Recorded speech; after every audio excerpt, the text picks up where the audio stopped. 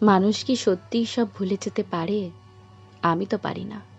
ভুলে যেতে গেলেই মাথার ভেতর এক অদ্ভুত ব্যথা জেগে ওঠে, যেন স্মৃতিগুলোই সুই হয়ে বিঁধে থাকে চিন্তার দেওয়ালে। ক্ষণে ক্ষণে মন ভারী হয়ে আসে, বুকের ভেতরটা ফাঁকা লাগে। নিজেকেই তখন সবচেয়ে অসহায় মনে হয়। মানুষ কিভাবে ভুলে থাকে?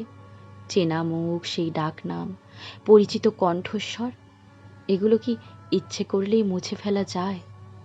নিজেকে যতই দূরে সরিয়ে নিই, অবহেলার ধুলোই ঢেকে রাখি, তবুও কেন ভোলা যায় না কিছুই? মানুষ কিভাবে এভাবে ছেড়ে যায়? মায়া কি একবারও টানে না? চলে যাওয়ার সময় বুক কি একটু কেঁপে ওঠে না?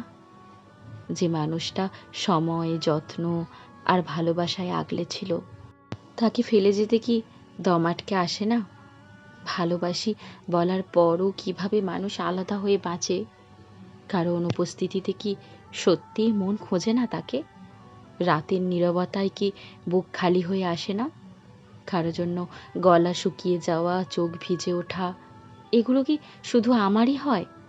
তবে মানুষ কিভাবে ভুলে যায়? নাকি আসলে ভুলে যায় না কেউই, শুধু অভ্যেস করে নেয় ব্যথার সঙ্গে বাঁচতে। নিজেকে বুঝিয়ে দেয় সব ঠিক আছে, আর ভেতরে ভেতরে প্রতিদিন একটু একটু করে ভেঙে পড়ে।